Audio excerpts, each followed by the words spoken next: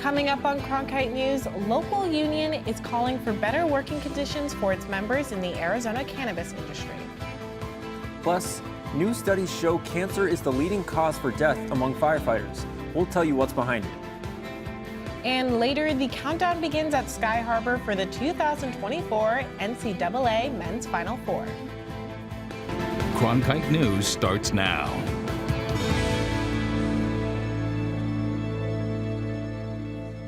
Good evening and welcome to Cronkite News on Arizona PBS. I'm Lydia Curry.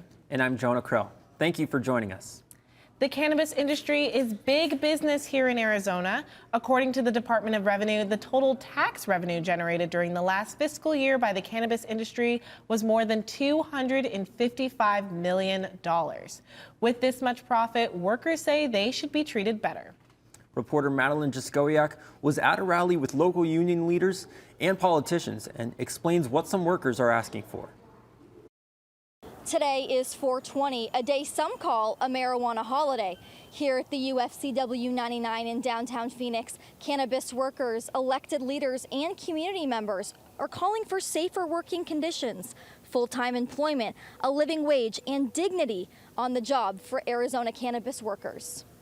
Every workplace deserves a union. Since recreational cannabis usage was legalized in Arizona in 2020, many marijuana dispensary workers have not been able to unionize. Bud tenders, as they call themselves, say that big cannabis corporations stand in the way of them receiving benefits and better pay. Nicholas Fredrickson is a bud tender who says that employees need to be paid more. When people look at us, they think we're making commission, they think we're getting paid a good amount. No, I make minimum wage. Dozens of people came to a press conference at the United Food and Commercial Workers Union office. They say corporations are making big profits off legalized marijuana in our state. They think workers deserve better. People are struggling across the country, and well, I can't do anything for every single person in this country. I can do something for my cannabis workers, my brothers and sisters. Workers say they sometimes fear for their safety and worry they might be fired if they complain. This group believes that the best way to get better working conditions is by working together. Every worker deserves a safe working environment. Every worker deserves a living wage. Every worker deserves health care, and cannabis workers are no different. In Phoenix, Madeline Jaskowiak, Cronkite News. We reached out to an industry trade association for comment on workers' allegations, but we haven't received response by the time of this broadcast.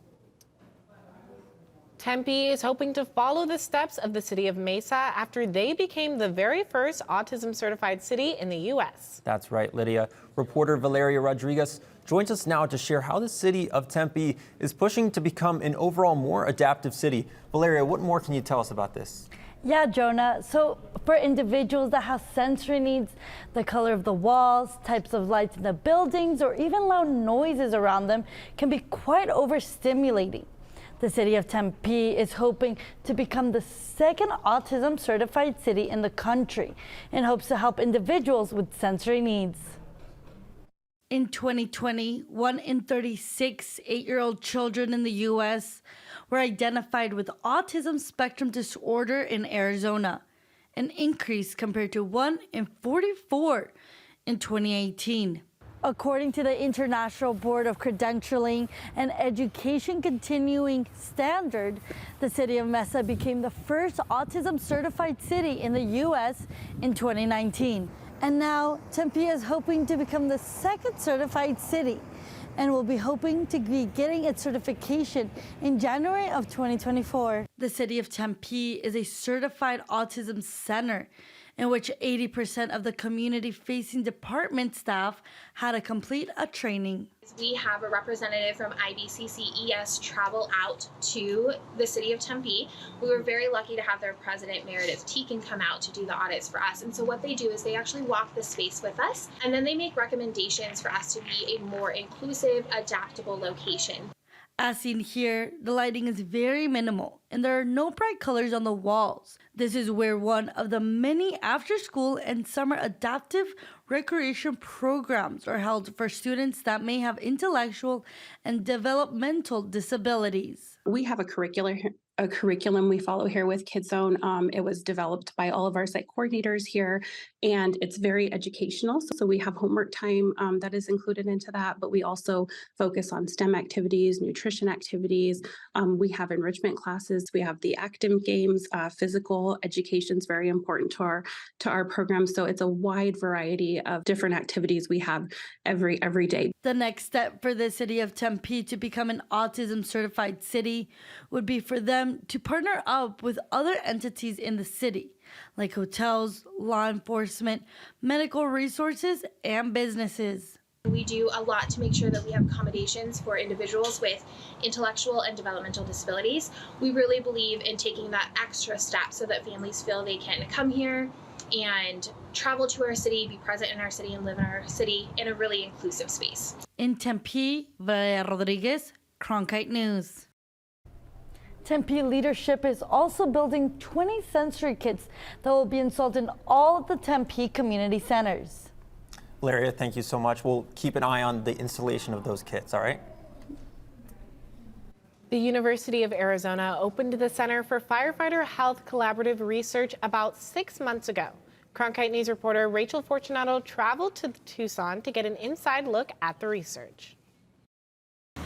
At this center, researchers work with firefighters to explore the effects their job can have on their health. The goal of the center is to bring together researchers who have different expertise to figure out, sort of broaden the research on firefighter health and firefighter exposures, and sort of basically promote research on firefighter health. One of the things they do is collect blood and urine samples from firefighters for a variety of different studies. Program Administrator Sean Vitale explains how they prepare the samples for multiple types of tests and storage. Depending on the research study, we work with whole blood. We sometimes collect serum or plasma. And it all depends on what we are going to be analyzing for and what the research aims are. And so she's breaking it down into 5 different aliquot tubes that are going to be used for different types of testing and storage. The lab is focusing on the high cancer risk that has been shown in firefighters. According to a study by the Center for Disease Control and Prevention, firefighters are 9% more likely to get cancer and 14% more likely to die from cancer compared to the general population. The Agency for Research on Cancer estimated a 58% higher risk for mesothelioma among firefighters. Mesothelioma is a type of cancer that occurs in the thin layer of tissue that covers the majority of your internal organs. These increases can be due to exposure to hundreds of different chemicals, dirty personal protective gear, and contaminated vehicles or fire stations. One thing this lab has been able to prove through science is that even cold smoke is harmful. John Galata from the Tucson Fire Department explains how a change in procedure can help immensely. What's called a washdown or preliminary exposure reduction, which means after the fire, before we take anything off, we wash the soot off. Because soot will stick to the skin and absorb, and that soot has toxins in it. In Tucson, Rachel Fortunato, Cronkite News. Corn has been farmed for thousands and thousands of years. But the corn you can get in the grocery stores these days is much different than it used to be. Coming up after the break, an Arizona farmer is using techniques to grow corn that have been used by indigenous people for generations. Plus, the sun is shining with not a cloud in sight. We'll have your weekly forecast from our weather center up ahead.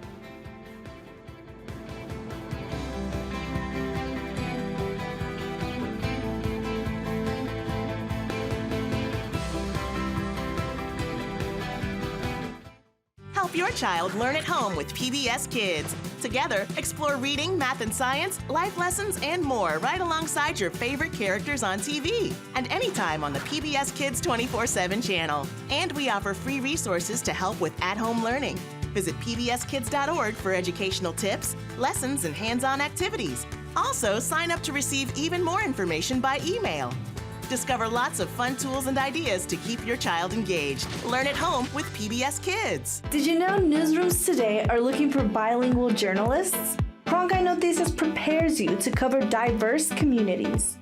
In Cronkite Noticias, you will obtain an unforgettable experience. Nopales como este van a tumbar. Cronkite Noticias. And develop your skills with the latest technology.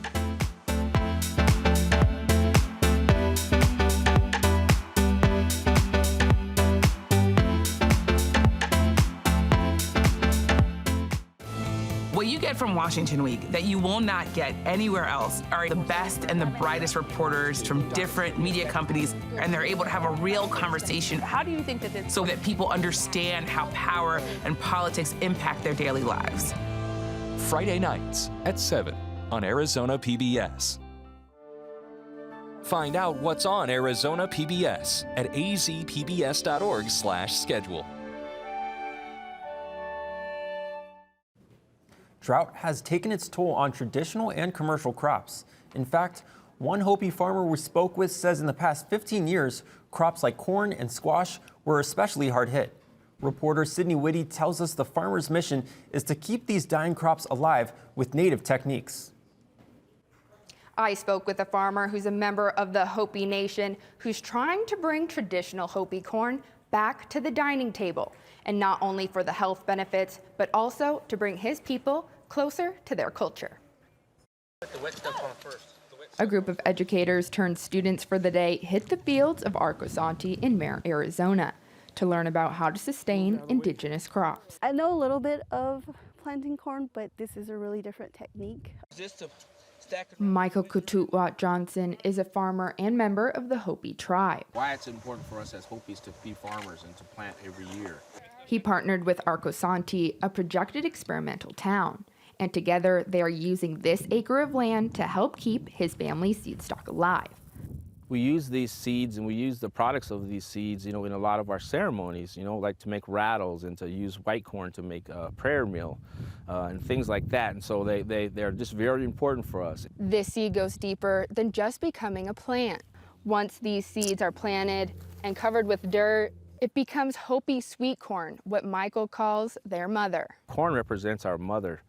And we need to take care of her, and then she'll take care of us. And so that's one of the main reasons why I do what I do, is because I want to give back to the community, more than I want to give back to myself. He says the corn has 10 to 14 times more mineral content than corn found in grocery stores, and hopes his crop will become more accessible to Native Americans to help battle their unique health issues. And so I'm trying to find ways also to grow things out on a bigger scale so that I can introduce them back into the Native communities where they came from to help with things like heart disease, diabetes, obesity, things like that that have been plaguing us for a number of years.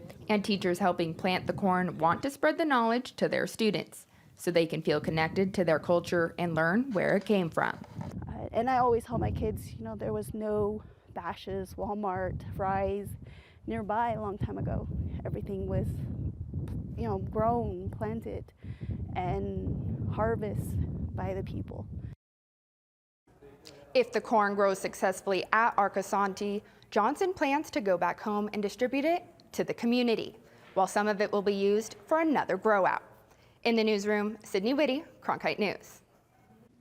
Today was warm, but I hear things are heating up in the valley over the weekend. That's right, Lydia. The Phoenix Suns are back in the playoffs, heating things up, and also people have to watch out for the sunscreen. It's getting hot. Madeline Jaskowiak is in the Weather Center. Madeline, what more can you tell us about the upcoming forecast?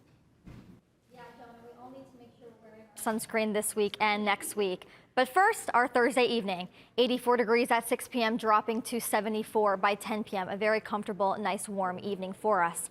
Friday lows, 64 in Phoenix, 35 in Flagstaff, 33 up in the Grand Canyon, 53 in Casa Grande, 56 down in Tucson. Our Friday highs show us we will be heating up quite a bit. 91 in Phoenix, 77 in Sedona, 94 over in Yuma, 66 in the Grand Canyon, 66 in Flagstaff. This giant patch of this deep red color is showing us that we are going to be heating up here in the central and southern region of the state. Our UV index tells us that it will reach 7 by 1 p.m. on Friday. So if you're going to be outdoors in direct sunlight from 11 a.m. to 3 p.m., make sure you put your sunblock on. It only takes about 15 to 20 minutes to get a sunburn, so that's going to be really, really important this Friday and throughout next week as well. The UVs are getting higher. A beautiful weekend, some sunshine in 95 on Saturday and Sunday. That sunshine continues with us throughout the rest of the week. Some clouds rolling on Thursday and on Friday, but pretty moderate weather all week long. Our average for the week is 86, and our average high is 86, and our average low is 62. It's going to be a beautiful week for us here in the Valley. I'm Madeline Jaskowiak in the Cronkite Weather Center. Today, SpaceX's uncrewed Starship designed for deep space travel exploded shortly after liftoff. And contrary to what any onlookers might think, SpaceX considers this a success. Check out what happened while folks were watching from the ground. Everything after clearing the tower was icing on the cake.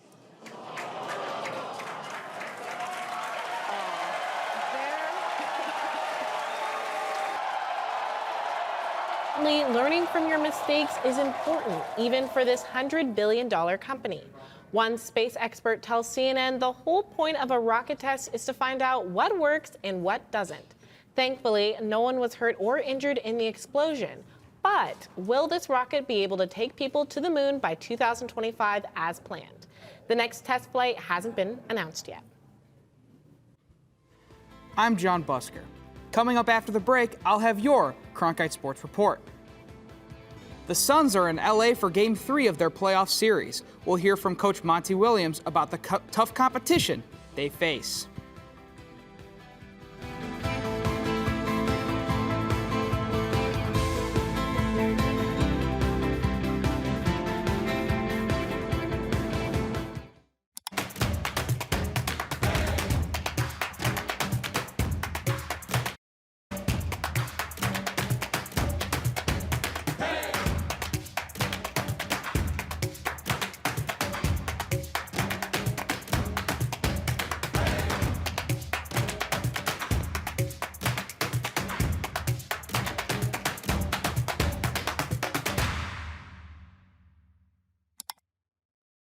When you support Arizona PBS, you plant a seed. Seeds that provide educational outreach in our community. Seeds that put our digital resources to work. Seeds that foster the trusted news coverage you expect from PBS. And seeds that continue the amazing PBS programs you love. But our garden can't keep growing without your support. Visit our website to see all the ways you can help our garden grow. Plant a seed with Arizona PBS today. My heart is racing right now. Fasten your seatbelt. You're uncovering the truth. These are consequential things. Yeah. Oh, look at everybody. I feel the presence of all these people. I've got history. No. I wish my mom could be here to see this. Amazing. It's like the most vital stuff, right? Tuesdays on Arizona PBS.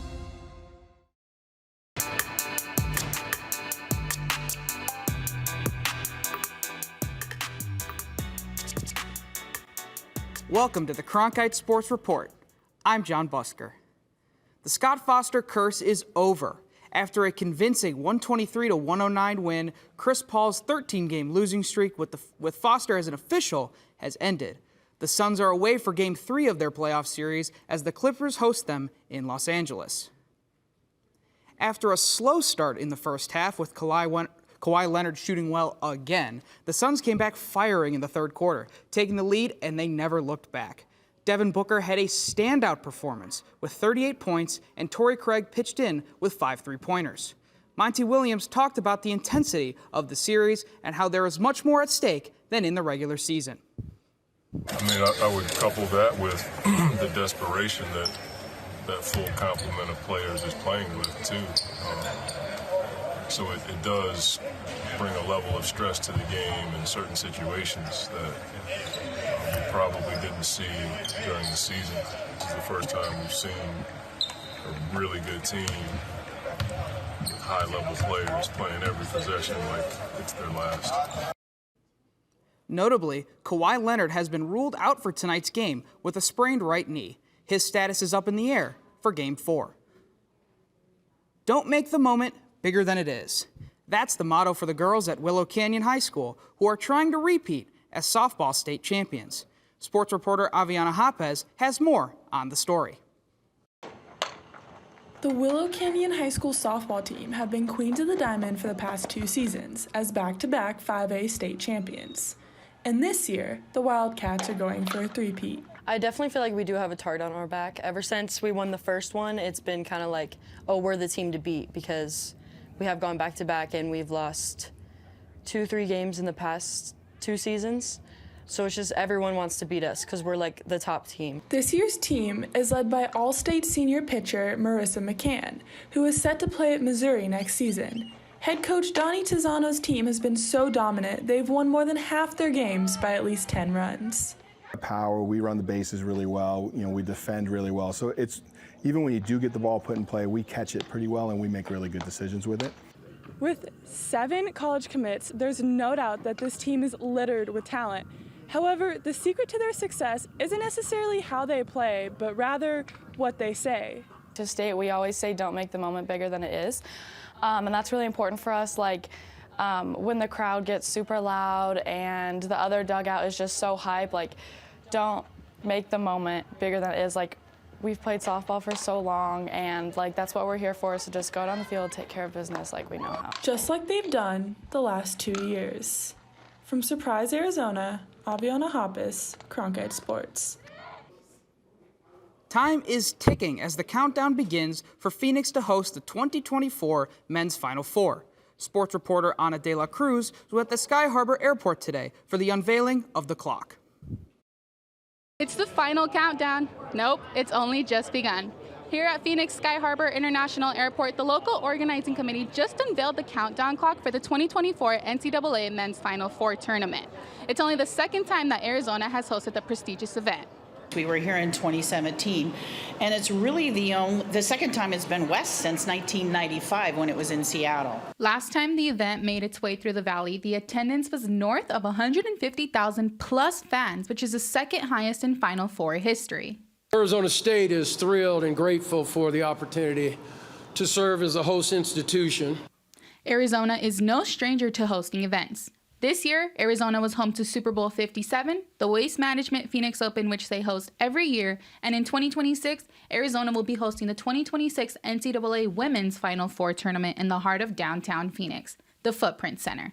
We have a long history of hosting major sporting events, and it's because we have so much to offer. The countdown clock will be located at Phoenix Sky Harbor International Airport, showing visitors the number of days until the day officially arrives. This is a really exciting opportunity, and it builds momentum for the incredible economic slam dunk that comes with the Final Four. Arizona State University estimates a $324 million economic impact for the March Madness festivities taking place in the Valley.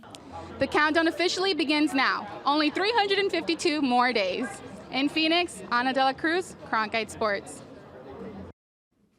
Last night at State Farm Stadium in Glendale, the USA and Mexico competed in the inaugural All-State Continental Classico. This is the 75th time the rival teams have met. After a full game of friendly play, the USA and Mexico ended in a 1-1 draw. Mexico struck first in the 55th minute, but the U.S. tied it up at the 82nd minute with a counterattack goal from Jesus Ferreira. The annual event is intended to become a staple for the U.S. men's national team to play against a top-tier opponent from Central, North, or South America, and to help grow the game of soccer in the United States. That's it for your Cronkite Sports Report. Let's send it back to Jonah and Lydia. Our furry friends come in all different shapes and sizes. And this not-so-little guy is especially unique.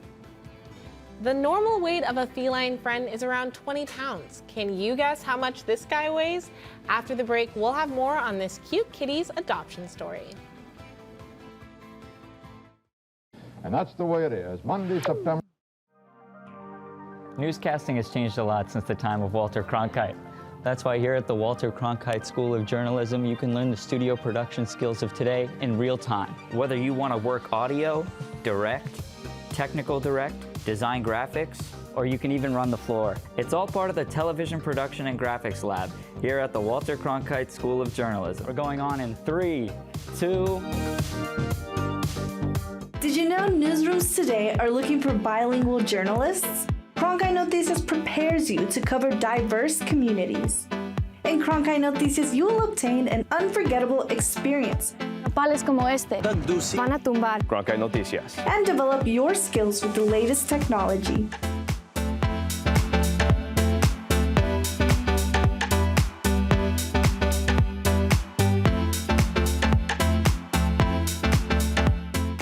The Walter Cronkite School of Journalism and Mass Communication's Phoenix Sports Bureau provides students with hands-on learning experiences and opportunities in sports journalism. From covering local high schools, colleges, and the pros, students get the opportunity to go live from our Facebook shows covering local, collegiate, and pro sports in the Valley. From digital reporting, broadcast, social media, and producing, there's opportunities for all. For more, go to cronkitenews.azpbs.org.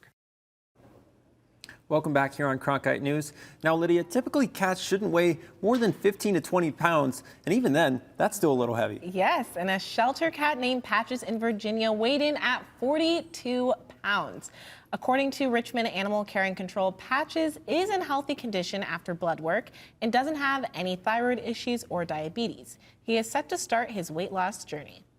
After the animal shelter made a post on Facebook, the love started to rush in, and Patches found a perfect forever home where he will be cared for and well loved.